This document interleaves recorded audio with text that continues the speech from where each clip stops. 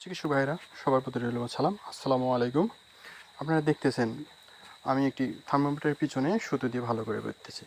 এই বাঁধার কারণ হচ্ছে যে আপনারা জানেন এটা প্রায় আমরা কিন্তু থার্মোমিটার ভেঙে ফেলি গরু নড়াচড়া করার কারণে, অথবা দেখা যাচ্ছে যে আমরা যখন থার্মোমিটার ঝাঁকাই যে এর মাত্রা নির্দিষ্ট জায়গায় নিয়ে আসার জন্য ওটা হাত থেকে ফসকে গিয়ে ভেঙে যায়।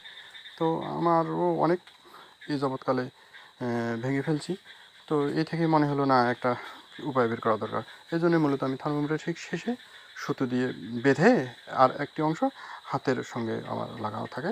তো আপনারা দেখতেছেন আমি এখন গরুর মলদ্বারে থার্মোমিটারটি দেওয়ার চেষ্টা করতেছি, এবং সেক্ষেত্রে যদি এক্ষেত্রে পড়ে যাওয়ার হাত থেকে দেখা যায় পড়ার সম্ভাবনা নেই, কারণ থার্মোমিটারের ঠিক পিছনের অংশটি আমার হাতের সঙ্গে লাগানো থাকে।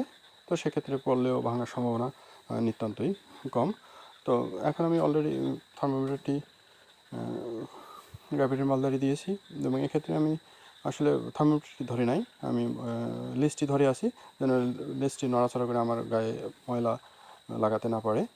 তো আপনারাও এমনটা আসলে করতে পারবেন যে থার্মোমিটার আসলে আমার জানা মতো অনেকেরই প্রায় ভেঙে থাকে।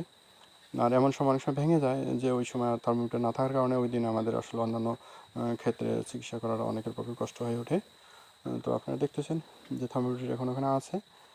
তো আসলে যদি আমরা এমনটা করতে পারি তাহলে আমাদের থার্মোমিটার ভাঙার হাত থেকে আমরা আসলে রক্ষা পেতে পারি। তো দেখতেছেন থার্মোমিটারটি এখনও অবশ্য আছে। তো দেখে তার একটা বিষয় হলো থার্মোমিটার যখন ঝাঁকাবেন তখনও কিন্তু হাত থেকে পড়ে যাওয়ার সম্ভাবনা নেই, কারণ ঠিক পিছনে সুতোয় লাগা থাকার কারণে